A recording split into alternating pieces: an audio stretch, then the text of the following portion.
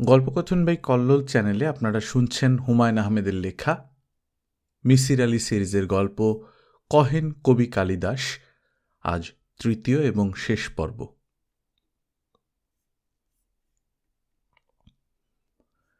আত্মজীবনীর তৃতীয় অধ্যায়। মৃত্যু একটি ভয়াবহ ব্যাপার। মৃত্যুর চেয়েও ভয়াবহ ব্যাপার কি আছে?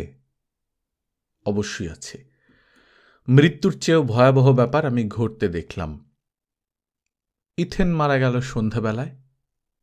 রাত 10টায় পুলিশ এসে বাবাকে অ্যারেস্ট করে নিয়ে গেল। রমনা থানার ওসি জানালেন, থানায় এক মহিলা টেলিফোন করে জানিয়েছেন যে তিনি স্পষ্ট দেখেছেন ঘিয়া রঙের পাঞ্জাবি পরা দাড়িওয়ালা এক লোক ইথেনকে ধাক্কা দিয়ে ছাদ থেকে ফেলে দিয়েছে। আমাদের বাড়ির পাশের অ্যাপার্টমেন্ট হাউসে তিনি থাকেন। তিনি তার পরিচয় জানাতে চান না এবং এই বিষয়ে আর কিছু বলতেও চান না। তিনি চান পুলিশ তদন্ত করে বিষয়টা বের করুক। মহিলার টেলিফোন কলের পরপরই পুলিশ একজন পুরুষ মানুষের কল পায়। তিনিও একই কথা বলেছেন। আমি ওসি সাহেবকে বললাম, ঘটনাটা যখন ঘটে তখন বাবা নামাজ পড়ছিলেন। আমিও একই ঘরে নামাজ পড়েছি। শব্দ শোনার পর দুজন একসঙ্গে ছুটে গেছি। ওসি সাহেব বললেন, আপনার কথা বুঝতে পারছি, কিন্তু আমাদের তদন্ত করতেই হবে। আমি বললাম, যে মানুষটার মেয়ে মারা গেছে তাকে আপনি ধরে নিয়ে যাবেন, আজই নিতে হবে। 2-1 দিন পরে নিয়ে যান। আজই নিতে হবে, তদন্ত দ্রুত হতে হয়। ওসি সাহেবকে কিছু টাকা পয়সা দিলে কাজ হতো। আমার মাথায় আসেনি। তারা বাবাকে নিয়ে গেল। শুধু যে বাবাকে নিয়ে গেল তা না, ইথেনকে নিয়ে গেল। তার মৃত্যু অস্বাভাবিক, কাজেই পোস্টমর্টেম করা হবে। আমি একা বাসায় রইলাম। দুনিয়ার লোকজন ঘরে ঢুকছে, ঘর থেকে বেরুচ্ছে, সবাই অপরিচিত। এর মধ্যে ক্যামেরা গলায় সাংবাদিকও আছে। সাংবাদিক ফ্ল্যাশ দিয়ে আমার একটা ছবি তুলল। তখন আমার মাথা খারাপ হয়ে গেল। আমি চিৎকার করে বললাম, কেন আমার ছবি তুললেন? কোন সাহসে আপনি আমার ছবি তুললেন? কেউ আমার বাড়িতে থাকতে পারবে না, কেউ না। যে বাড়িতে ঢুকবে তাকে আমি খুন করে ফেলব। সত্যি সত্যি আমি রান্নাঘর থেকে বঁটি নিয়ে এলাম। আমার উন্মাদ চেহারা দেখে ভয়েই লোকজন বের হয়ে গেল, তবে পুরোপুরি গেল না। গেটের বাইরে দাঁড়িয়ে জটলা পাকাতে লাগল। কিছু রিক্সা দাঁড়িয়ে গেল। রিক্সার যাত্রীরা সিটের উপর দাঁড়িয়ে দেখার চেষ্টা করছে। দর্শকদের কেউ কেউ আবার ঢিল ছুটছে। বাবাকে নিয়ে যাবার সময় ওসি সাহেব একটা ভদ্রতা করলেন। বাড়ির সামনে দুজন পুলিশ রেখে গেলেন। তাদের দায়িত্ব কাউকে ঘরে ঢুকতে না দেওয়া। ওসি সাহেব যখন বাবাকে নিয়ে যাচ্ছেন, তখন আমি বাবার মধ্যে তেমন কোনো অস্থিরতা দেখলাম না। তিনি সারাক্ষণই মাথা নিচু করে রাখেন। আমাকে একসময় চাপা গলায় বললেন, ইবলিশের কাজ কেমন পরিষ্কার দেখলি? সে আরো অনেক কিছু করবে, সাবধান থাকবি। আমি বললাম, কিভাবে সাবধান থাকব? বাবা বললেন, দমে দমে আল্লাহর নাম নিবি। কিছুক্ষণ পর পর আয়াতুল কুরসি পড়ে হাততালি দিবি। হাততালির শব্দ যত দূর যাবে তত দূর পর্যন্ত ইবলিশ আসবে না। ঘরে সব বাতি জ্বালিয়ে রাখবি। ঘর যেন অন্ধকার না থাকে। ইলেকট্রিক বাল্ব জ্বলছে, জ্বলুক, হ্যারিকেন জ্বালিয়ে রাখ। আমি চাচ্ছিলাম ইবলিশ শয়তান আসুক, তার সঙ্গে কথা বলি, দেখি সে আসলে কি চায়। আজ তার আসতে সমস্যা নেই। বাড়ি খালি, খালি বাড়িতে আমি একা হাঁটছি। ইবলিশ শয়তান এলো না। রাত 12টার দিকে বাবা ফিরলেন। পুলিশের জিপ এসে বাবাকে নামিয়ে দিয়ে গেল। রমনা থানার সেকেন্ড অফিসার ছিল বাবার ছাত্র। তার কারণেই বাবা বিনা ঝামেলায় ছাড়া পেয়ে গেলেন। ইথেনের ডেড বডি পাওয়া গেল না। তাকে রাখা হয়েছে মেডিকেল কলেজের মর্গে। তার পোস্টমর্টেম হবে পরদিন সকাল 10টায়। পোস্টমর্টেম হবার আগে আমাদের কিছু করার নেই। বাবা প্রতি বৃহস্পতিবার যে পীর সাহেবের কাছে যেতেন, ওনার কাছে খবর চলে গেল। উনি রাত 1টার দিকে চলে এলেন। দোয়া দরুদ পড়ে বাড়ি বন্ধন করলেন। বসার ঘরের মেঝেতে বিছানা করা হলো। বিছানায় জায়নামাজ বিছানো হলো, আগরবাতি জ্বালানো হলো। বাবা তার পীর সাহেবকে নিয়ে কোরআন শরীফ পাঠ করা শুরু করলেন। বাবার এই পীর সাহেবকে আমার পছন্দ হলো। তিনি সান্ত্বনাসূচক কোনো কথাবার্তায় গেলেন না। তাকে দেখে মনে হচ্ছিল তিনি একটা কাজ হাতে নিয়ে এসেছেন, কাজটা সুন্দর মতো করবেন, এর বেশি কিছু না। আমাকে তিনি শুধু একটি কথাই বললেন, মাগো, সবই আল্লাহর ইচ্ছা। রাত কত হয়েছে আমি জানি না। আমি বসে আছি ইথেনের ঘরে। টেবিল ল্যাম্প জ্বলছে। টেবিল ল্যাম্পের আলো ছাড়া ঘরে আর কোনো আলো নেই। ইথেনের বিছানা এলোমেলো, 2টা বালিশের একটা মেঝেতে। খাটের নিচে গাদা করে রাখা কাপড়, ধোপার বাড়িতে যাওয়ার জন্য আলাদা করে রাখা। দেওয়ালে ইথেনের ছোটবেলার আঁকা ছবি, 4টা ছবি ফ্রেম করে বাঁধানো। গ্রাম, ঘরবাড়ি, নদীতে সূর্য অস্ত যাচ্ছে, রাখাল বালক বাঁশি বাজাচ্ছে। আমাদের 2 বোনের একটা ফটোগ্রাফও আছে। কক্সবাজারের সমুদ্রে নেমেছি তার ছবি।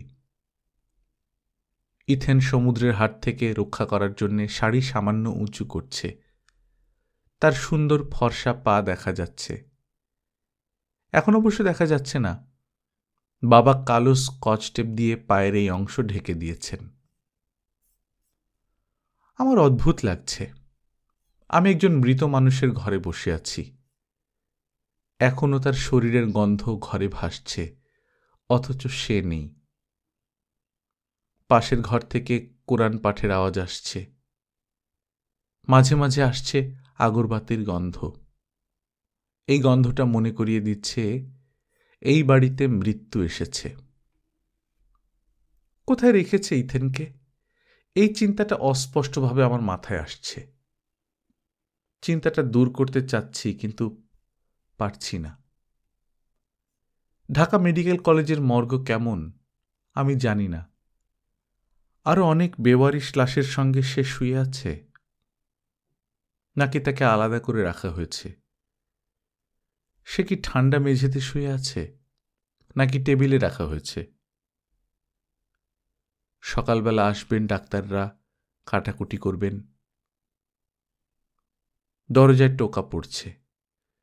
কেউ যেন খুব সাবধানে দরজা টানছে।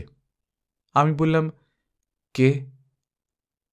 দরজার উপাস থেকে চাপা গলায় কেউ একজন বলল, আপা আসব?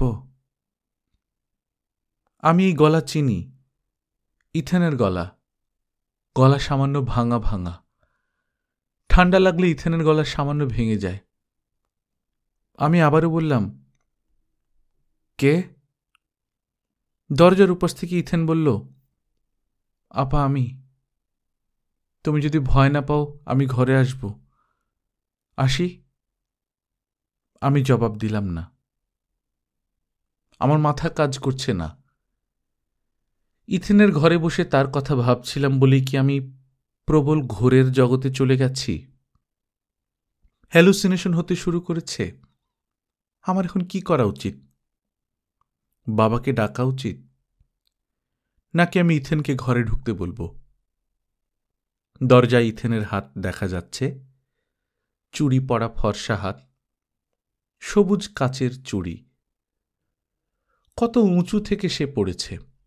হাতের সব চুড়ি ভেঙে যাওয়ার কথা, অথচ এখনো হাত ভর্তি চুড়ি। সে দরজাট আস্তে করে ঠেলে ভেতরের দিকে ঢুকল। এই তো ইথেনকে দেখা যাচ্ছে।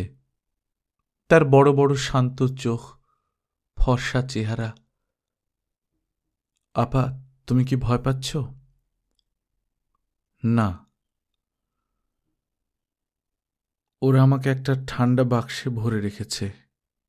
ভয় লাগছিল বলে চলে এসেছি। বেশিক্ষণ থাকবো না। আপা, বসবো? বস। বাতিটা নিভিয়ে দেবে? বাতির জন্য তাকাতে পারছি না। আলো চোখে লাগছে। আমি যন্ত্রের মতো হাত বাড়িয়ে বাতি নিভালাম। ঘর পুরোপুরি অন্ধকার হল না। বারান্দার বাতি জ্বলছে, তার আলো খোলা দরজা দিয়ে আসছে। সেই আলো ইথেনকে স্পষ্ট দেখা যাচ্ছে। আমার ক্ষীণ সন্দেহ হল, সে কি আসলেই ইথেন, নাকি ইবলিশ শয়তান ইথেনের রূপ ধরে এসেছে, নাকি পুরো ব্যাপারটা একটা প্রবল ঘোর।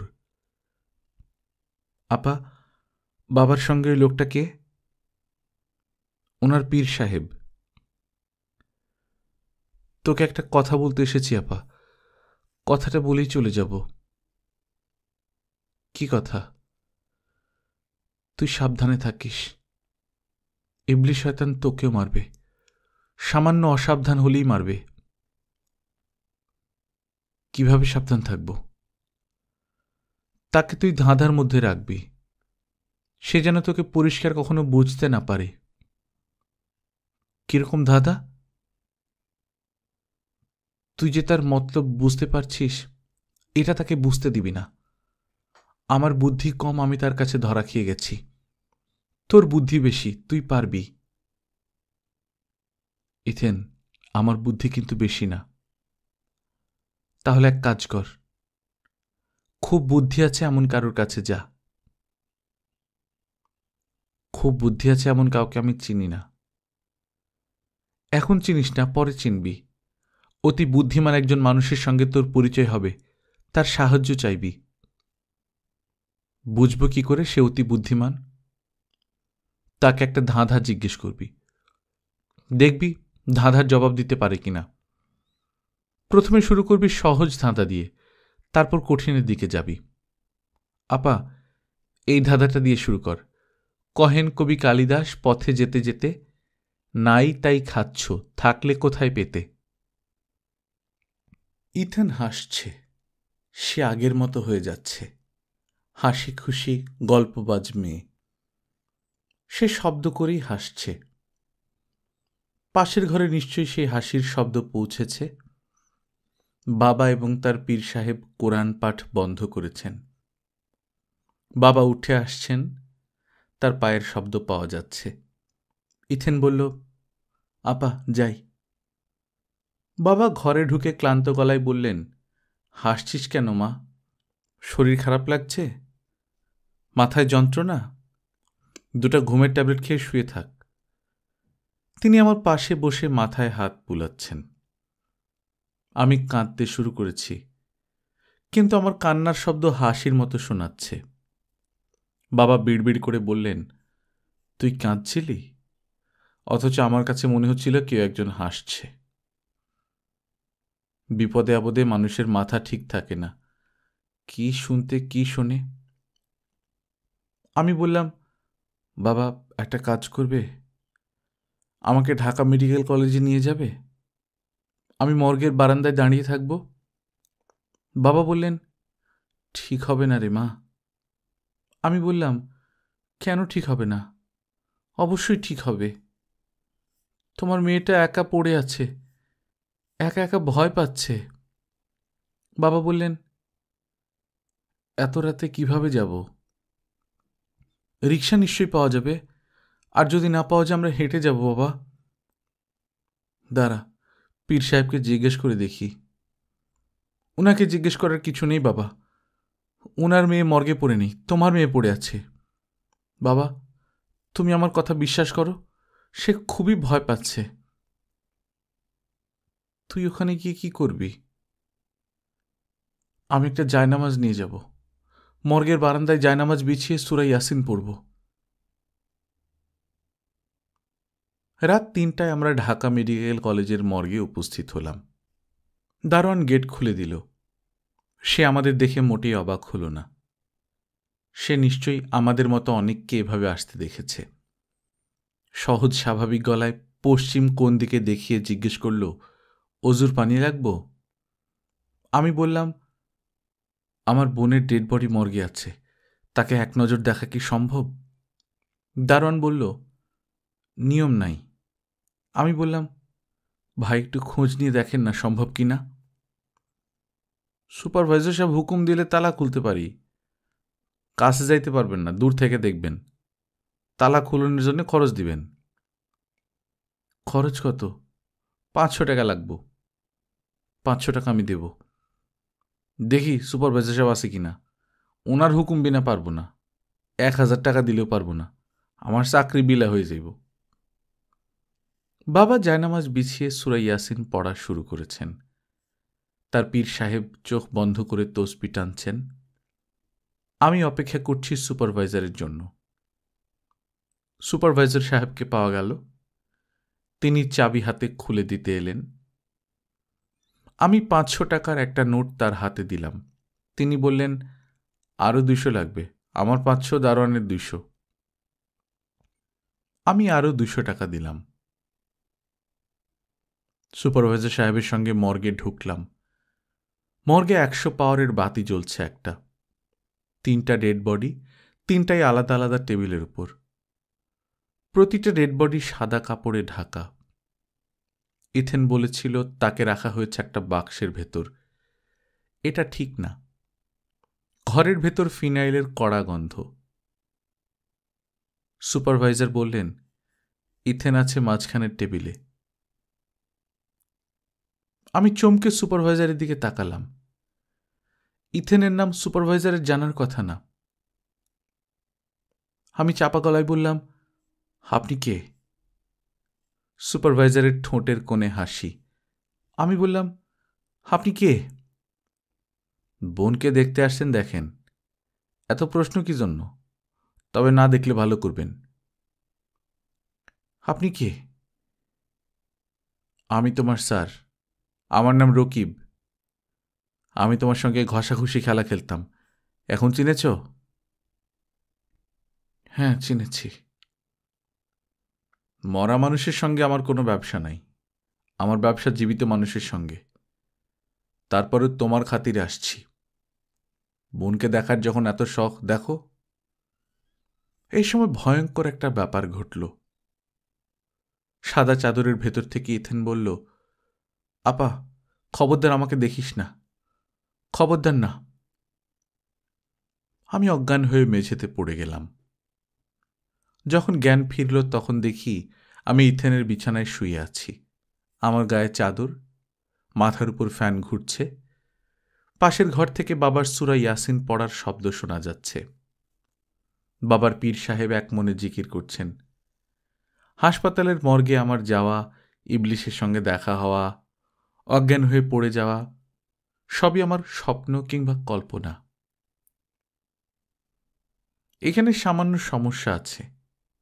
সামান্য সমস্যা বলা ঠিক হবে না, বেশ বড় সমস্যা। হাসপাতালের মর্গে আমি বাবাকে নিয়ে পরদিন ভোরে যাই। যে দারোয়ানকে রাতে দেখেছিলাম তাকেই দেখি। সে ঠিক রাতে যেরকম বলেছে সেইভাবে বলে, সুপারভাইজার সব হুকুম দিলে তালা খুলতে পারি, তবে কাছে যাইতে পারবেন না, দূর থেকে দেখবেন। তালা খুলনের খরচ দিবেন। আমি বলেছিলাম, খরচ কত? সে বলল, 500 টাকা। সুপারভাইজারের সঙ্গে দেখা হলো। রাতে আমি এই মানুষটিকেই দেখেছিলাম। তালা খোলার পর সে বাড়তি 200 টাকা নিল। রাতে আমি একা মর্গে ঢুকেছিলাম। দিনে বাবাকে সঙ্গে নিয়ে ঢুকলাম। মর্গের দৃশ্যও রাতের দৃশ্যের মতো। ছোট ছোট 3টা টেবিলে 3টা ডেড বডি পড়ে আছে, সাদা চাদর দিয়ে ঢাকা। বাবা চাপা গলায় বললেন, কোনটা আমার মেয়ে? সুপারভাইজার বিরক্ত গলায় বললেন, মাঝখানেরটা। আপনারা কাছে যাবেন না। যেখানে দাঁড়ায় আছেন দাঁড়ায় থাকেন। আমি চাদর খুলে মুখ দেখাই দিতেছি। তাড়াতাড়ি বিদায় হন। রিপোর্টিং হয়ে গেলে তোমার চাকরি যাবে। আগে একবার লিখেছি, পোস্টমর্টেম রিপোর্টে ইথেনের গর্ভে কোনো সন্তান ছিল এমন কিছু পাওয়া যায়নি।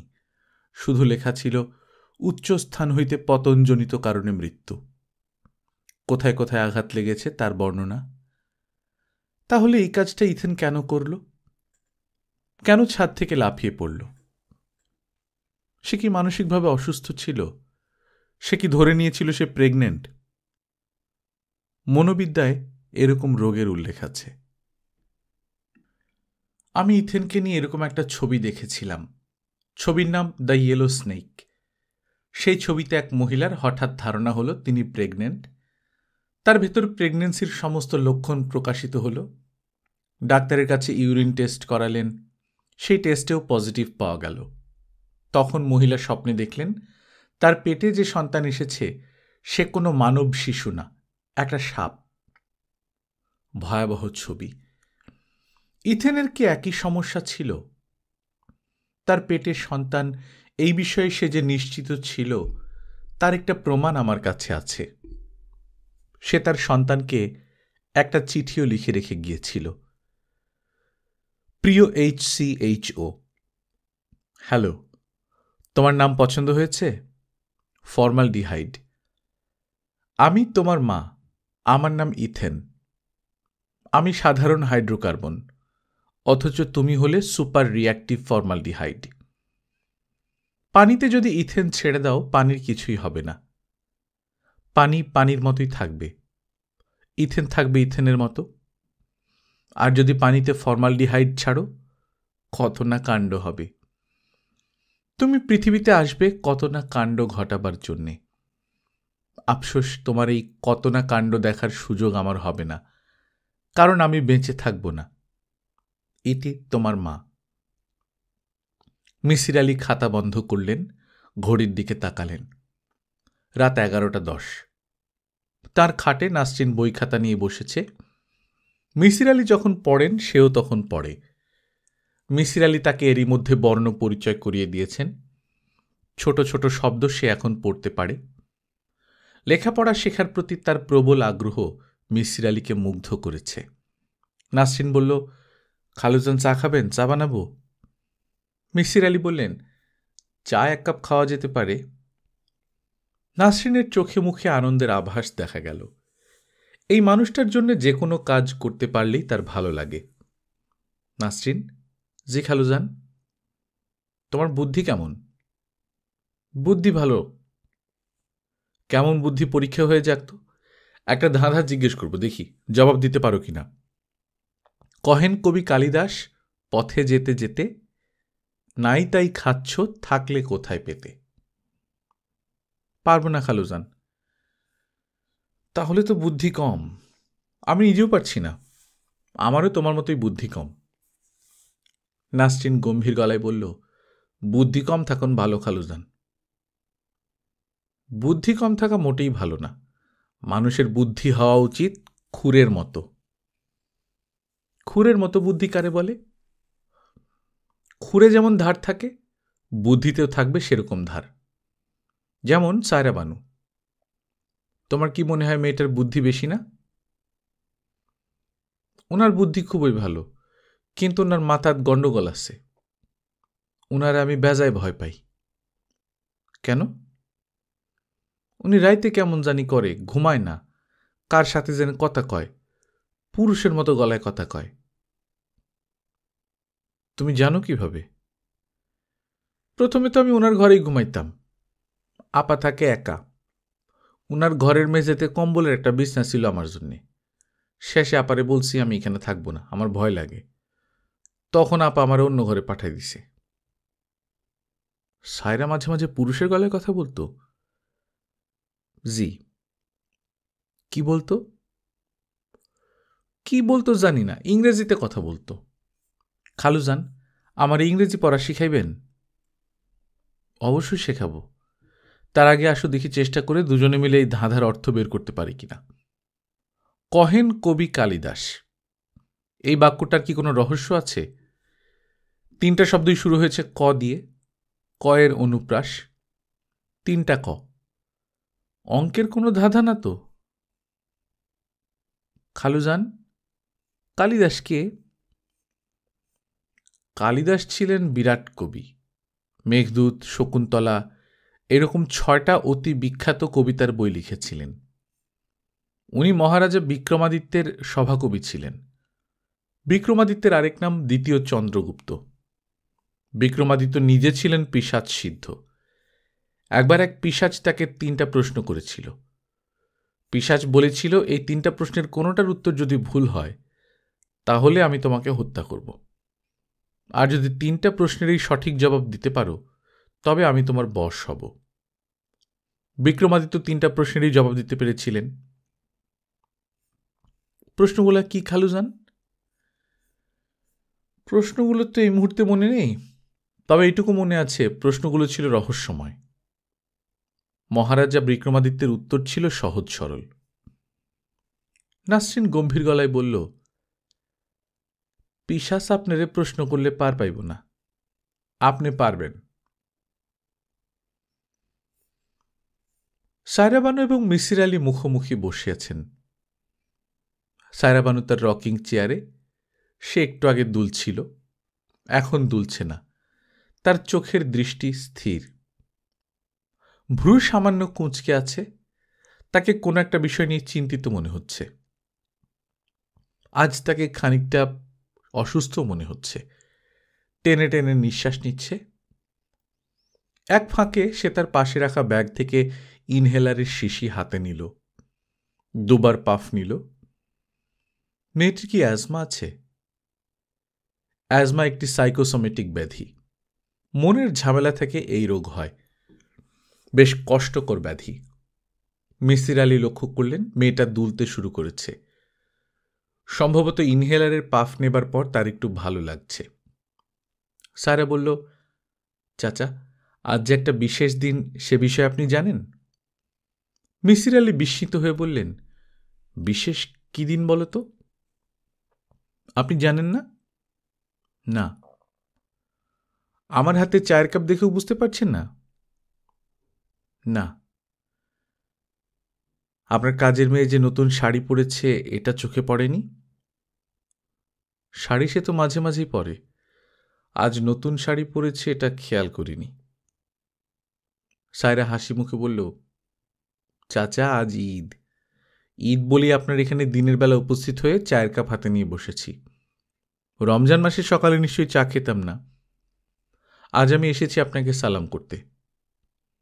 মিসির আলী বিব্রত গলায় বললেন, দীর্ঘদিন তেমনভাবে কোনো উৎসব পালন করা হয় না বলে বিষয়টা আমার মাথায় থাকে না। ছোটবেলায় ঈদ করতেন না? অবশ্যই করতাম। নতুন জামা, জুতো। ঈদের আগের রাতে নতুন জুতা বালিশের কাছে রেখে ঘুমাতাম। নাকে লাগতো চামড়ার গন্ধ। এখনও আমার কাছে ঈদ মানেই নাকের চামড়ার গন্ধ। সায়রা বলল, আমি আপনার জন্য নতুন পাঞ্জাবি এনেছি। নাসরিনকে বলেছি পানি গরম করতে। আপনি গোসল করে নতুন পাঞ্জাবি পায়জামা পরবেন, ফিরনি খাবেন, আমি আপনাকে সালাম করে চলে যাব। একা যাব না, আপনাকে সঙ্গে করেই যাব। আপনাকে ঈদগায় নামিয়ে দেব। মিসির আলী বিস্মিত হয়ে বললেন, আমাকে ঈদের নামাজ পড়তে হবে? হ্যাঁ, হবে। আমার এই জীবনে দেখা সবচেয়ে সুন্দর দৃশ্য হচ্ছে ঈদের দিন জায়নামাজ বগলে নিয়ে বাবা ঈদের নামাজে যাচ্ছেন। আমরা দুই বোন তাড়াহুড়ো করে সেমাই, ফিরনি এইসব রাঁধছি। আমরা 2 দফা বাবাকে সালাম করতাম। একবার যখন নামাজে যেতেন তখন, আরেকবার যখন নামাজ থেকে ফিরে আসতেন তখন। মিসির আলী বললেন, সালাম কি 2বার করতে হয়? একবারই করার নিয়ম। 2বার সালামের ব্যাপারটা ইথেন চালু করে। ওর অনেক পাগলামি ছিল। 2বার সালামের সে নামও দিয়েছিল, যাওয়া সালাম, আসা সালাম। আপনি এখনো বসে আছেন, যান গোসল করতে যান। মিসির আলী বললেন, গোসল, নতুন কাপড় পরা, ঈদগায় যাওয়া, এই অংশগুলো বাদ দিলে কি হয় না? হয়, কেন হবে না? তবে আমার একটা ধারণা ছিল আপনি আমার কথা শুনবেন। আমি ঠিকমতো আপনাকে বলতে পারিনি। আরও আবেগ দিয়ে যদি অনুরোধ করতাম তাহলে আপনি অবশ্যই শুনতেন। মিসির আলী বললেন, তুমি তো যথেষ্ট আবেগ দিয়েই কথাটা বলেছ, এর চেয়ে বেশি আবেগ দিয়ে কিভাবে বলতে? সায়রা বলল, শৈশবের ঈদের স্মৃতির কথা বলতে গিয়ে যদি টপ টপ করে চোখের পানি পড়ত, তাহলে আপনি আমার কথায় রাজি হয়ে যেতেন। আপনি কাজ করেন লজিক নিয়ে, কিন্তু আপনার মধ্যে আবেগ অনেক বেশি। কথা বলতে বলতে সায়রার হঠাৎ গলা ধরে গেল। সে তার মাথা সামান্য নিচু করল। মিসির আলী সায়রার চোখের দিকে তাকিয়ে আছেন। সায়রার চোখ ভর্তি পানি টলমল করছে। বোরকার একটা অংশ সে 2 চোখের উপর চেপে ধরল। তার শরীর সামান্য কাঁপল। মিসির আলী বললেন, তুমি আরেক কাপ চা খাও। চা খেতে খেতে আমি গোসল সেরে চলে আসব। আমার জন্য কি পাঞ্জাবি এনেছ দাও, পরে ফেলি। সায়রা চোখ থেকে কাপড় সরিয়ে হেসে ফেলে বলল, আমার যে চোখের পানি আপনি দেখেছেন সেটা আসল না, নকল। চোখের পানি দিয়ে যে আপনার সিদ্ধান্ত পাল্টানো যায় সেটা দেখাবার জন্য কাজটা করেছি। আমি আগেও আপনাকে একবার বলেছি যে আমি দ্রুত চোখের পানি আনতে পারি, বলিনি? হ্যাঁ, বলেছ। আমি যে একজন এক্সপার্ট অভিনেত্রী এটা বুঝতে পারছেন? ইথেন ছিল আমার চেয়েও এক্সপার্ট। সে যে কোনো মানুষের গলা নকল করতে পারত। তার সঙ্গে কথা বলতে পারলে আপনি খুব মজা পেতেন। মিসির আলি উঠে দাঁড়ালেন। গোসল সারবেন ভেবেই উঠে দাঁড়ানো। সায়রা বলল, আপনাকে গোসল করতে হবে না, আর নতুন পাঞ্জাবি পরতে হবে না। আপনার অভ্যস্ত জীবন থেকে আমি আপনাকে সরাব না, তবে ঈদ উপলক্ষে আপনাকে নিয়ে চা অবশ্যই খাব। নাসরিনকে চা দিতে বলি? বলো। আজ আমি যাওয়ার সময় নাসরিনকে সঙ্গে করে নিয়ে যাব। ঈদ উপলক্ষে আমার বাড়িতে গিয়ে কিছুক্ষণ হইচই করবে। দরিদ্র মানুষের জন্য ঈদের উৎসব অতি গুরুত্বপূর্ণ একটা ব্যাপার। ঠিক বলেছি না চাচা? বুঝতে পারছি না ঠিক বলেছ কিনা, তবে তোমার লজিক ভালো। তুমি যা বলবে ভেবেচিন্তেই বলবে, এটা ধরেই নেওয়া যায়। নাসরিন চা নিয়ে এসেছে। সায়রা মাথা নিচু করে চায়ে চুমুক দিচ্ছে। মিসির আলি সিগারেট ধরিয়েছেন। একটা ছোট প্রশ্ন তার মাথায় এসেছে, প্রশ্নটা করবেন কিনা বুঝতে পারছেন না। আজকের উৎসবের দিন কঠিন প্রশ্নের জন্য হয়তো উপযুক্ত না। প্রশ্নটা দুই বোনের ইবলিশ শয়তান দেখা নিয়ে। এক সপ্তাহের ব্যবধানে এরা ইবলিশকে দেখেছে, অথচ সময় মিলছে না। পুরো লেখাতেই সময়ের গণ্ডগোল থেকেই যাচ্ছে। সায়রা খাতায় লিখছে সে শ্রাবণ মাসের রাতে ইবলিশ শয়তানের দেখা পায় কিংবা স্বপ্নে দেখে। তার কয়েকদিন পরেই ছাদে দুই বোনের চা খাওয়ার বর্ণনা আছে। তখন বাগানবিলাসের রঙিন ঝলমলে পাতার কথা আছে। শ্রাবণ মাসে বাগানবিলাসের রঙিন পাতা থাকবে না, বেলি ফুলের গাছে বেলি ফুল থাকবে। অথচ সায়রা পরিষ্কার লিখল বেলি ফুলের সিজন না। ইবলিশ শয়তানের দেখা যদি তারা পেয়েও থাকে, কে আগে পেয়েছে? সায়রা চায়ের কাপ নামিয়ে রাখতে রাখতে বলল, আপনাকে দেখে মনে হচ্ছে আপনি আমাকে কিছু জিজ্ঞেস করতে চান। আপনার চোখে প্রশ্ন প্রশ্ন ভাব আছে। প্রশ্ন করতে চাইলে করতে পারেন। না, কিছু জিজ্ঞেস করতে চাচ্ছি না। আপনি আমার লেখা কতটুকু পড়েছেন? সেকেন্ড চ্যাপ্টার শেষ করেছি। প্রথম চ্যাপ্টার শেষ করার পর আপনার মধ্যে অনেক খটকা তৈরি হয়েছিল, সেকেন্ড চ্যাপ্টারে হয়নি? তেমন বড় কোনো খটকা তৈরি হয়নি, আর ছোটোখাটো কিছু সমস্যা আছে, সেগুলো তেমন গুরুত্বপূর্ণ না। সেকেন্ড চ্যাপ্টার থেকে কোনো গুরুত্বপূর্ণ তথ্যই পাননি? মিসির আলি বললেন, একটা পেয়েছি। তোমাদের ইবলিশ শয়তান বিরাট মিথ্যাবাদী। সে সত্যির সঙ্গে মিথ্যা মেশাচ্ছে না, মিথ্যার সঙ্গে মিথ্যা মেশাচ্ছে।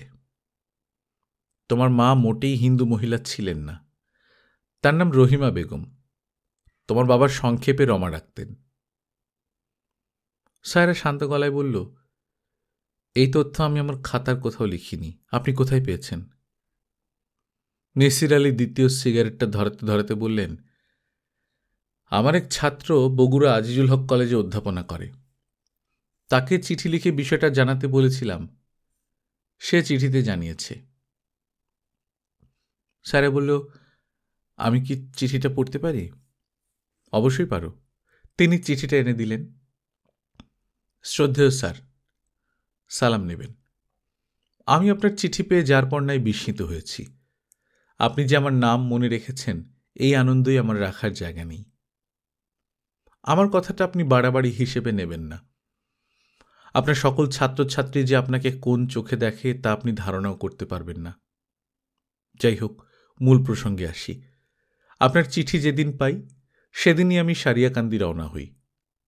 বগুড়া জেলায় 3টি সারিয়াকান্দি আছে। ভাগ্যগুণে প্রথম গ্রামটিতেই কেমিস্ট্রির টিচার হাবিবুর রহমান সাহেবের স্ত্রীর কবরের সন্ধান পাই। মহিলার নাম রহিমা বেগম। তার পিতা সারিয়াকান্দি স্কুলের শিক্ষক ছিলেন, এখন মৃত। মেয়ের কবরের পাশেই তার কবর হয়েছে। এর বাইরেও যদি আপনি কিছু জানতে চান আমাকে জানাবেন, আমি তাৎক্ষণিক ব্যবস্থা নেব। আপনার শরীরের যত্ন নেবেন। যদি অনুমতি পাই তাহলে ঢাকায় এসে আপনাকে কদমবুসি করে যাব। এটি আপনার স্নেহধন্য ফজলুল করিম, বগুড়া আজিজুল হক কলেজ। সায়রা চিঠি ফিরিয়ে দিতে দিতে বলল, আপনার অনুসন্ধানের এই প্যাটার্নটা সম্পর্কে আমার ধারণা ছিল না। আমি ভেবেছিলাম আপনি আমার লেখা পড়ে চিন্তা করতে করতে মূল সমস্যার সমাধানে যাবেন। আপনি যে আবার চিঠিপত্র লিখিয়ে অন্যখান থেকেও তথ্য সংগ্রহ করবেন তা ভাবিনি। মিসির আলী বললেন, তোমার নিশ্চয়ই তাতে কোনো আপত্তি নেই? সায়রা বলল, আপত্তি আছে। আপনি যা জানার আমার কাছে জানবেন। I will answer you ট্রুথফুলি।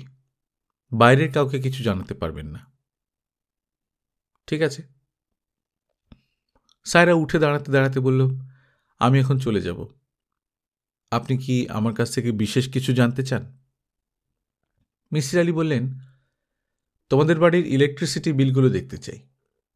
তুমি যেমন গোছানো মেয়ে, আমার ধারণা পুরনো সব ইলেকট্রিসিটি বিলই তোমার কাছে আছে। আপনার কি সব বিল দরকার? হ্যাঁ, সবই দরকার। আমি বিল পাঠিয়ে দেব।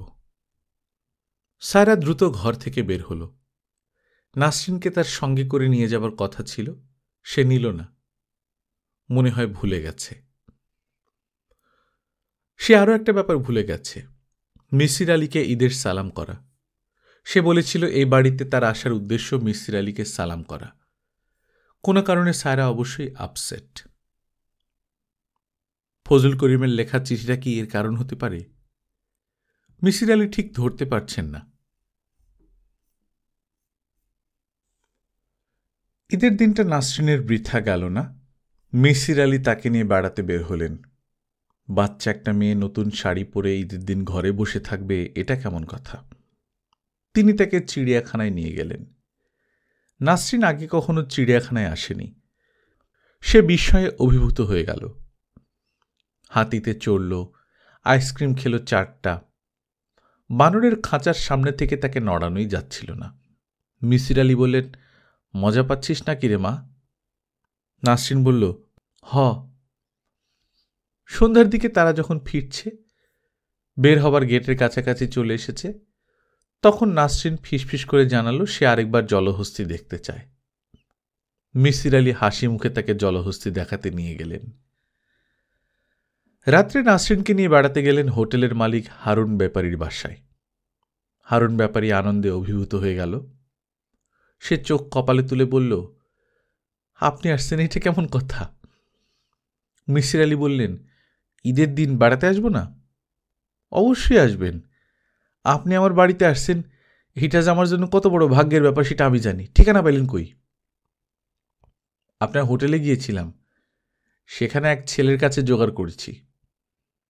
হারুন ব্যাপারী খাওয়া দাওয়ার বিপুল আয়োজন করল।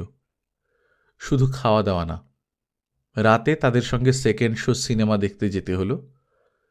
গত 5 বছর থেকে নাকি সে প্রতি 2 ঈদের রাতে পরিবারের সবাইকে নিয়ে সেকেন্ড শো সিনেমা দেখে। মিসির আলী সিনেমা দেখার অংশ থেকে মুক্তি পেতে চেয়েছিলেন।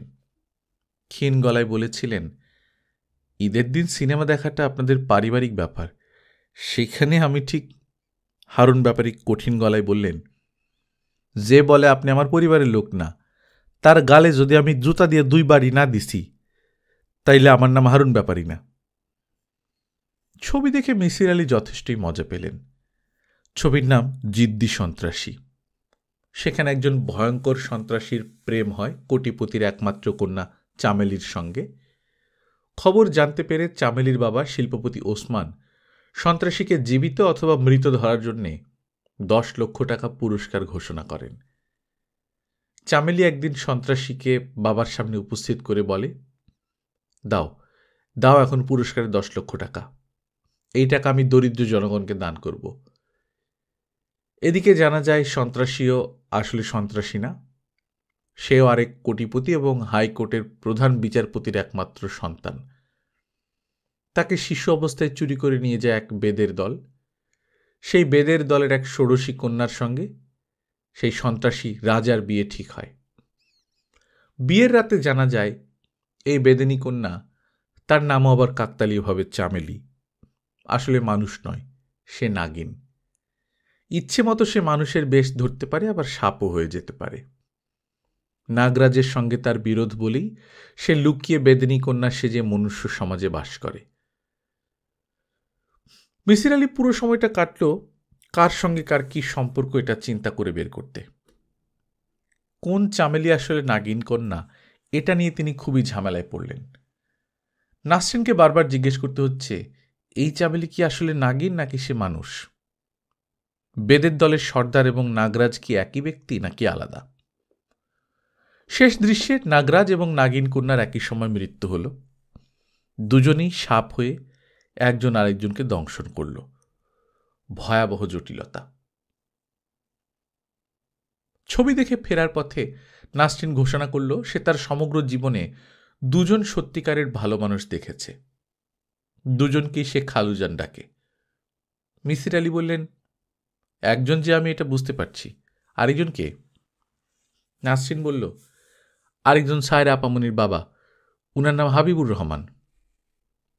মিসির আলি বললেন, দুজনের মধ্যে কে বেশি ভালো, ফার্স্ট কে আর সেকেন্ড কে? নাসরিন গাঢ় গলায় বলল, উনি ফার্স্ট। মিসির আলি বাসায় ফিরলেন রাত 12টায়। তার বাসার কাছে গলির মোড়ে সায়রার বিশাল পাজেরো গাড়ি দাঁড়িয়ে আছে। গাড়ির ড্রাইভার বিরক্ত গলায় বলল, আপনি ছিলেন কই? রাত 9টার সময় আসছি, এখন বাজে 12টা। বড় লোকদের ড্রাইভারের মেজাজ এমনিতেই থাকে চড়া। ঈদের দিনে সেই চড়া ভাব হয় তুঙ্গস্পর্শী। মিসির আলি বললেন, কোনো সমস্যা? সমস্যা জানি না, আপনার জন্য খাবার পাঠাইছে, নিয়ে যান। ড্রাইভার বিশাল সাইজের 2টা টিফিন ক্যারিয়ার বের করল। মিসির আলি বললেন, আমরা খাওয়া দাওয়া করে ফেলেছি, খাবার দিতে হবে না। ড্রাইভার বলল, খাবার প্রয়োজন হলে নর্দমায় ফেলে দেন, আমি এইগুলা নিয়ে ফেরত যাব না, আপনার জন্য ম্যাডাম একটা চিঠিও দিছে। মিসির আলি চিঠি এবং খাবার নিয়ে বাসায় ফিরলেন। চিঠিতে সায়রা লিখেছে, চাচা, এই চিঠি ক্ষমা প্রার্থনামূলক। আমি আজ ঈদের দিন আপনার সঙ্গে খারাপ ব্যবহার করেছি। ঈদের সালাম করতে গিয়ে হঠাৎ রাগ দেখিয়ে চলে এসেছি, সালামও করা হয়নি। আমার রাগের কারণটা অবশ্যই আপনার কাছে পরিষ্কার। আমি চাচ্ছিলাম না আমার নিতান্ত ব্যক্তিগত বিষয়ের কোনো একটি বাইরের কেউ জানুক। আমার রাগ করাটা ঠিক হয়নি, কারণ আপনাকে একটা সমস্যা সমাধানের জন্য কমিশন করেছি। সেই সমস্যা সমাধানের জন্য আপনি যা যা করার সব করবেন, এটাই তো স্বাভাবিক। তাছাড়া আমি তো আগে আপনাকে বলিনি যে আপনি বাইরের কাউকে যুক্ত করতে পারবেন না। চাচা, আপনি যাকে যা ইচ্ছা জিজ্ঞেস করতে পারেন, আপনাকে ফ্রি পাস দেওয়া হলো। আপনার জন্য কিছু খাবার পাঠালাম, কোনো রান্নাই আমার না, বাবুর্চি রান্না করেছে। কোনো একদিন আমি নিজে রান্না করব এবং আপনাকে সামনে বসিয়ে খাওয়াবো।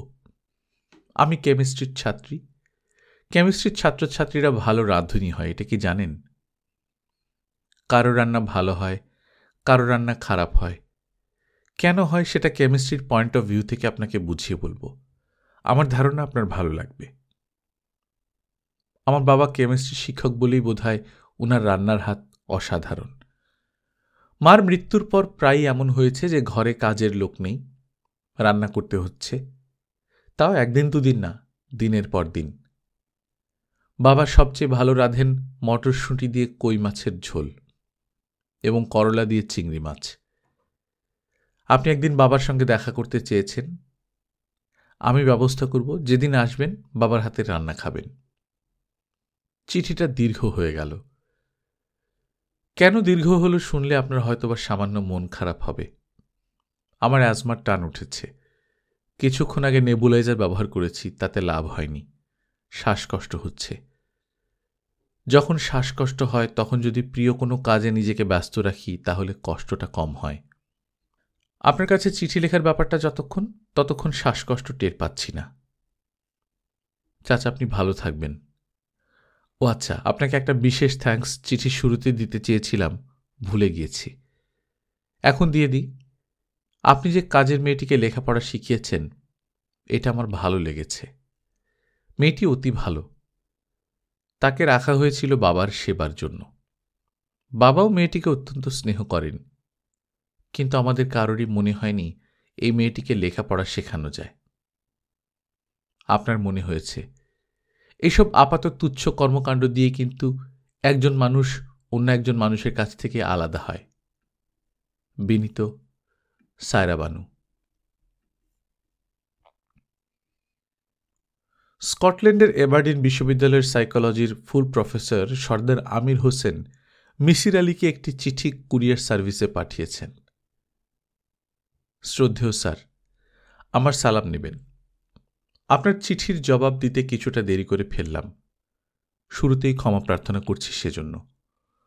মনোবিদ্যার একটি কনফারেন্স চলছিল। আমি ছিলাম প্রোগ্রাম কোঅর্ডিনেটরদের একজন। আপনার চিঠি পড়ে সামান্য মন খারাপ হয়েছে। আপনি আবারও কোনো রহস্য সমাধানে নেমেছেন বলে মনে হচ্ছে। আপনি আপনার ক্ষমতার কোনো ব্যবহারই করলেন না। ক্ষমতা নষ্ট করলেন তৃতীয় শ্রেণীর সব রহস্য সমাধান করতে গিয়ে। রহস্য সমাধান করবে সরকারের গোয়েন্দা বিভাগ, আপনি না। আপনি আপনার মূল কাজটা করবেন। আমরা যারা আপনার ছাত্র, তারা সবাই আপনার কথা ভেবে দুঃখ পাই। মানসিক চিন্তার ক্ষমতা ঈশ্বর প্রদত্ত। এই ক্ষমতার হাস্যকর ব্যবহার অপরাধের মধ্যে পড়ে। আমার কঠিন কথাগুলো ক্ষমা করবেন স্যার। এখন আপনি যা জানতে চাচ্ছেন জানাচ্ছি। সায়রা বানু আমাদের বিশ্ববিদ্যালয় থেকে এই রসায়ন শাস্ত্রে পিএইচডি ডিগ্রি নিয়েছে। তার থিসিসের বিষয় ছিল কলয়েড সায়েন্স। আমি খোঁজ নিয়ে জেনেছি সে ছাত্রী হিসেবে অত্যন্ত মেধাবী ছিল। ডিগ্রি প্রাপ্তির পরপরই তাকে এবারডিন বিশ্ববিদ্যালয়ে লেকচারারশিপের অফার দেওয়া হয়েছিল। সে সেই অফার গ্রহণ করেনি। আপনি মেয়েটির মানসিক অবস্থা কেমন ছিল তা জানতে চেয়েছেন। আমি তার সুপারভাইজার ডক্টর জন গ্রিনের সঙ্গে কথা বলেছি। ডক্টর জন গ্রিন জানিয়েছেন তিনি তার এই ছাত্রীর মধ্যে কখনো কোনো মানসিক সমস্যা দেখেননি। সায়রা বানু ক্যাম্পাসে থাকত না। সে ক্যাম্পাসের বাইরে একটা ছোট্ট অ্যাপার্টমেন্টে একা থাকত। পড়াশোনার শেষের দিকে সে তার বাবাকে নিয়ে আসে। তার বাবার নাম হাবিবুর রহমান। তিনিও একসময় রসায়ন শাস্ত্রে অধ্যাপনা করতেন। তারা যে অ্যাপার্টমেন্ট হাউসে থাকত তার বাড়িওয়ালি মিসেস স্টোনের সঙ্গেও আমি কথা বলেছি। ইউরোপ আমেরিকার বৃদ্ধা বাড়িওয়ালিদের কোনো কথাই গুরুত্বের সঙ্গে ধরা ঠিক না। তারা কর্মহীন জীবনযাপন করে এবং টেনেন্টদের সম্পর্কে নানাবিধ গল্পগাথা তৈরি করতে পছন্দ করে। এই বিষয়ে আমার নিজেরই তিক্ত অভিজ্ঞতা আছে। বুড়ি মিসেস স্টোন আমাকে জানিয়েছেন সায়রা বানু এবং তার বাবা দুজনের কেউই রাতে ঘুমাত না, সারা রাত গুনগুন করে গান করত। হাবিবুর রহমান ধর্মভীরু মানুষ ছিলেন। আমার ধারণা তিনি কোরআন পাঠ করতেন। বুড়ি এটাকেই গান বলেছে। এরা দুজন রাতে ঘুমাত না, এই কথাটাও হাস্যকর। এই ধরনের বৃদ্ধারা সন্ধ্যা রাতেই মদ-টদ খেয়ে ঘুমিয়ে পড়ে। অন্যরা জেগে আছে না ঘুমাচ্ছে তা তাদের জানার কথা না। যে মেয়ে রসায়ন শাস্ত্রের মতো একটা জটিল বিষয়ে পিএইচডি থিসিস তৈরি করতে গিয়ে সারাদিন অমানসিক পরিশ্রম করছে, সে সারা রাত জেগে থাকবে কিভাবে? সায়রা বানু সম্পর্কে আপনাকে আরেকটি তথ্য দিতে পারি। এই তথ্য কাজে লাগতে পারে। নাট্যকলা বিষয়ে এই মেয়েটির প্রবল আগ্রহ ছিল। পিএইচডি করার ফাঁকে ফাঁকে অভিনয়ের উপর 2টি কোর্স করেছে। বিশ্ববিদ্যালয়ের ড্রামা ক্লাব শেক্সপিয়ারের টেম্পেস্ট নাটকটি মঞ্চায়ন করেছিল। টেম্পেস্টের মূল চরিত্র মিরান্ডার ভূমিকা তার করার কথা ছিল।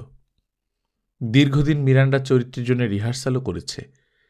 শেষ মুহূর্তে শারীরিক অসুস্থতার জন্যে সে নাটকটি করতে পারেনি। তবে ব্রিটিশ ফিল্মমেকার সিবেস্টিন জুনিয়রের পূর্ণদৈর্ঘ্য ছবি দ্য অর্নেটে ভারতীয় মেয়ের একটি ছোট্ট ভূমিকায় সে অভিনয় করেছে। ছবিটি আমি দেখিনি। আমি ছবিটির একটা ডিভিডি কপি আপনার জন্য পাঠালাম। আমি জানি এই ডিভিডি দেখার জন্য প্রয়োজনীয় ডিভিডি প্লেয়ার আপনার নেই। একটি ডিভিডি প্লেয়ারও পাঠালাম।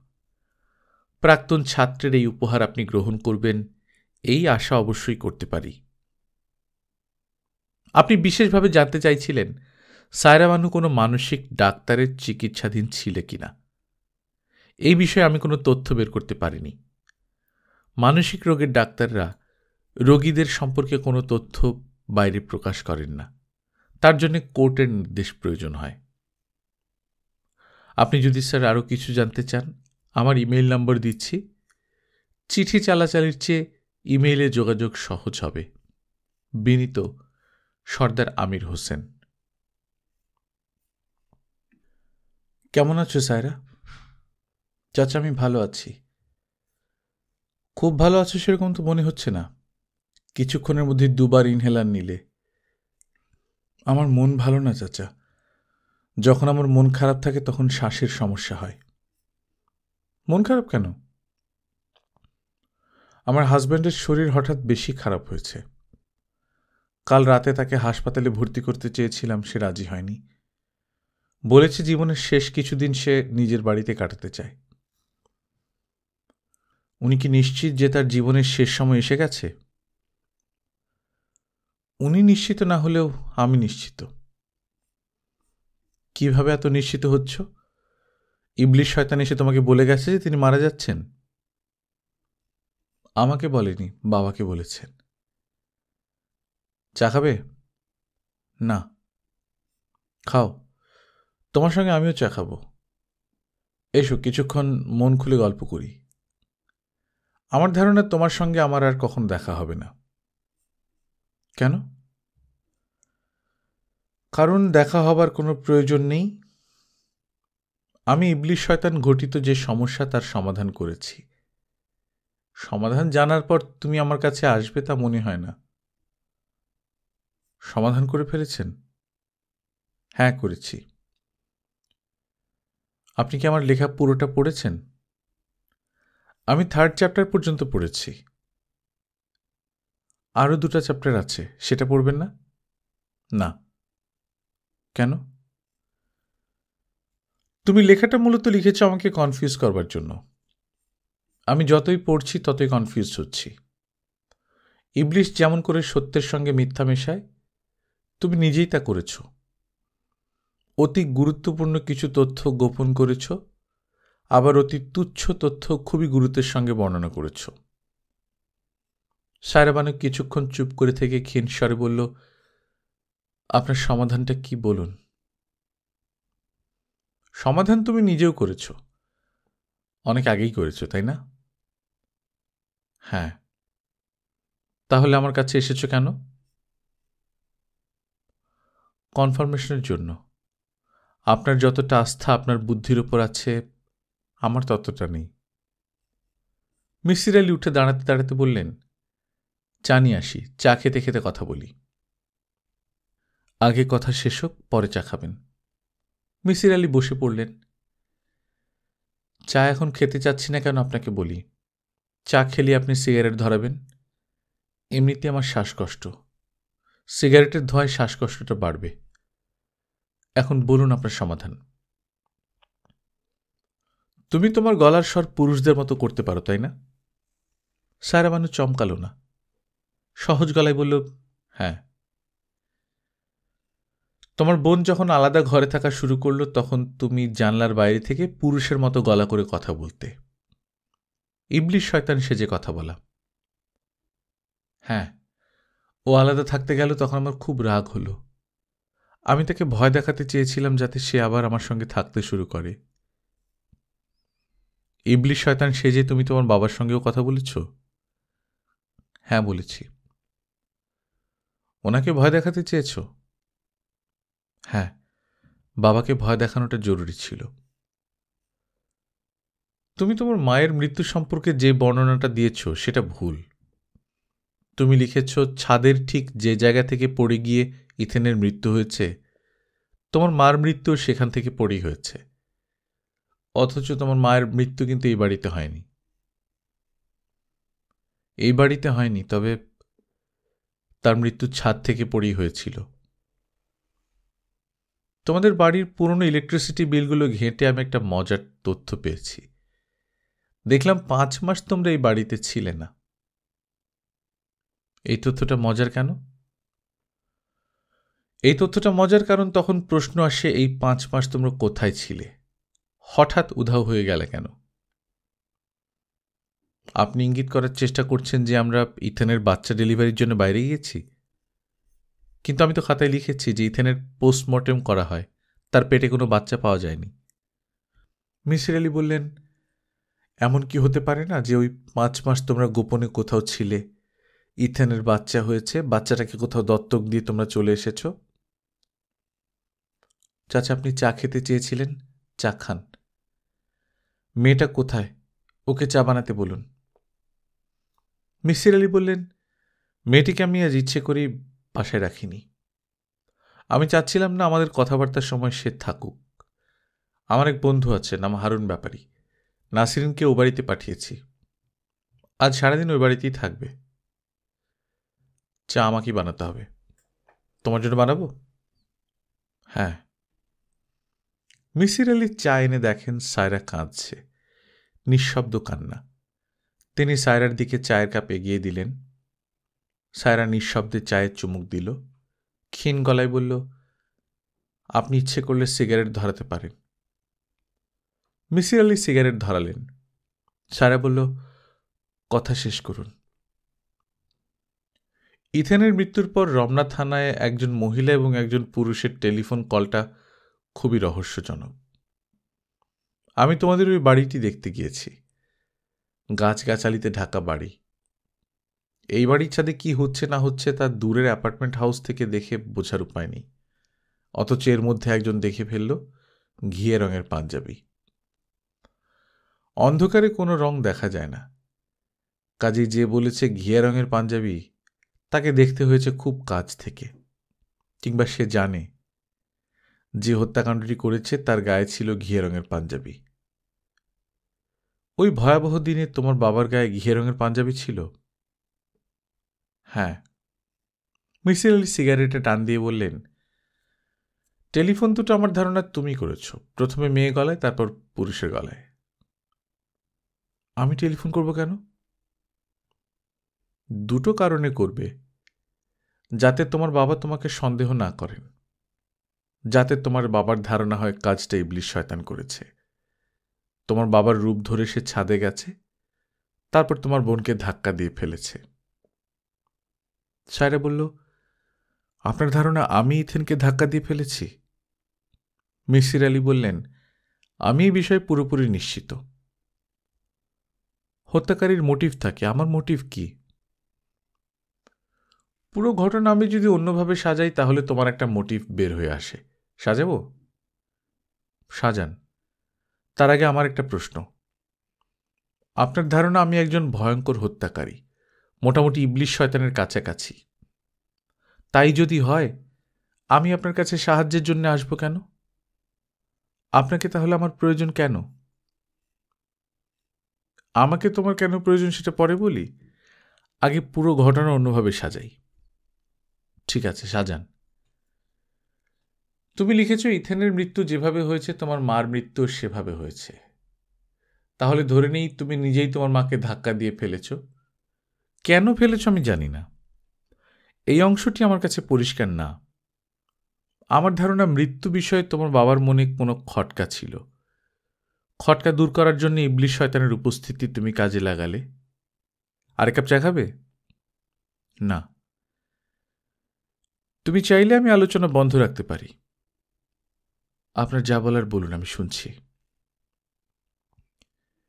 ইথেনের পেটে সন্তান আসার অংশটিকেও আমি সম্পূর্ণ অন্যভাবেই সাজাব। যেভাবে সাজাবো তাতে জিগসো পাজল খাপে খাপে মেলে। সন্তানটি আসলে এসেছিল তোমার পেটে। সন্তানটি তুমি নষ্ট করনি। যে 5 মাস তোমরা বাইরে ছিলে, সেই 5 মাসে সন্তানটি পৃথিবীতে আসে এবং তাকে কোথাও দত্তক দেয়া হয়। ইথেন পুরো বিষয়টি জানে। তাকে চুপ করিয়ে দেওয়ার জন্য তোমার প্রয়োজন হয়ে পড়ে। ইথেন নামে মেয়েটা পেটে কথা রাখা টাইপ মেয়ে না, তাকে বিশ্বাস করা যায় না। ঠিক বলেছি? হ্যাঁ। তোমার লেখা 3টা চ্যাপ্টার আমি পড়ে ফেলেছি। এই 3 চ্যাপ্টারে তুমি তোমার স্বামীর কথা কিছুই লেখনি। আমি তার সম্পর্কে সামান্যই জানি, শুধু এটুকু জানি যে তিনি অসুস্থ। তার সম্পর্কে আমরা কম জানি কারণ তুমি জানাতে চাচ্ছ না। তার অসুখটা কি? ডাক্তার ধরতে পারছে না। দেশের ডাক্তাররা দেখেছে, বাইরের ডাক্তাররাও দেখেছে। শুরুতে ক্যান্সার ভাবা হয়েছিল, এখন ভাবা হচ্ছে না। যতই দিন যাচ্ছে সে দুর্বল হয়ে পড়ছে, কোনো কিছু খেতে পারে না, হজম করতে পারে না। মিসির আলী বললেন, মাথায় চুল উঠে যাচ্ছে। সায়রা একটু চমকালো, তবে সহজ গলায় বলল, হ্যাঁ। আর্সেনিক পয়জনিং বলে একটা বিষয় আছে। খাবারের সঙ্গে যদি অতি সামান্য পরিমাণ হেভি মেটাল যেমন আর্সেনিক, অ্যান্টিমনি কিংবা লেড দেয়া হয়, তাহলে শরীরের কলকব্জা এমনভাবে নষ্ট হবে যে ডাক্তাররা তার কারণ ধরতে পারবে না। হেভি মেটাল জড়ো হবে চুলের গোড়ায়, চুল পড়তে শুরু করবে। হেভি মেটালের সাহায্যে মানুষ খুন করার সহজ বুদ্ধির জন্য একজন রসায়নবিদ দরকার, বুঝতে পারছ? হ্যাঁ। এই মানুষটিকে সরিয়ে দেবার চিন্তা তোমার মাথায় এসেছে কারণ তোমার মনে ভয় ঢুকে গেছে যে এই মানুষটা তোমার অতীত ইতিহাস জেনে ফেলবে। তুমি তোমার সন্তানকে প্রোটেক্ট করতে চেয়েছ। ভালো কথা। তোমার এই সন্তানের বাবা কি তোমার প্রাইভেট টিচার রকিব সাহেব? হ্যাঁ। উনি কোথায়? জানি না কোথায়, তার সঙ্গে আমার কোনো যোগাযোগ নেই। এখন আমি বলি, তুমি আমার কাছে কেন এসেছ? বলুন। সিরিয়াল কিলাররা অহংকারী হয়। তাদের ধারণা জন্মে যায় কারোরই সাধ্য নেই তাদের অপরাধ ধরার। তারা বুদ্ধির খেলা খেলতে পছন্দ করে, অন্যকে বুদ্ধিতে হারাতে পছন্দ করে। তুমি আমার কাছে বুদ্ধির খেলা খেলতে এসেছ। আর এটা ছাড়াও তুমি তোমার মেয়ের জন্য একটা ভালো আশ্রয় চাচ্ছিলে। তোমার কাছে মনে হয়েছিল আমি একটা ভালো আশ্রয়। নাসরিন তোমার মেয়ে না? হ্যাঁ। ইথেন যে চিঠি তার মেয়েকে লিখেছিল বলে তুমি উল্লেখ করেছ, সেই চিঠি আসলে তোমার লেখা। তুমি তোমার মেয়েকে লিখেছ। ইথেন আর্টসের ছাত্রী। ফর্মালডিহাইড কি তা সে জানে না, তুমি জানো। তোমার ব্যাপারটা আমি ধরতে পারি এই চিঠি পড়ে। তোমার খাতায় যদি চিঠিটা না থাকতো তাহলে আমি মনে হয় না তোমাকে ধরতে পারতাম। সায়রা কাঁদছে। মিসির আলী কঠিন গলায় বললেন, শেক্সপিয়ারের টেম্পেস্ট থেকে কয়েকটা লাইন বলি। লাইনগুলো নিশ্চয়ই তোমার পরিচিত। তুমি শেক্সপিয়ারের এই নাটকে অভিনয় করতে চেয়েছিলে। And my ending is despair, unless I be relieved by prayer, as you from crimes would pardoned be. Saira চোখ মুছতে মুছতে বলল, But release me from my bands, with the help of your good hands. Misir Ali বললেন, পুলিশকে সবকিছু খুলে বললে কেমন হয় সায়রা? আপনি বলতে বললে আমি অবশ্যই বলবো। তুমি কি করবে বা করবে না সেটা তোমার ব্যাপার। আমি কাউকে উপদেশ দিই না। ভালো কথা, তুমি একবার বলেছিলে তোমার বাবার হাতে রান্না খাওয়াবে, মনে আছে? ওনার সঙ্গে আমার দেখা করার শখ আছে। একজন পুণ্যবান মানুষ কি করেন জানো?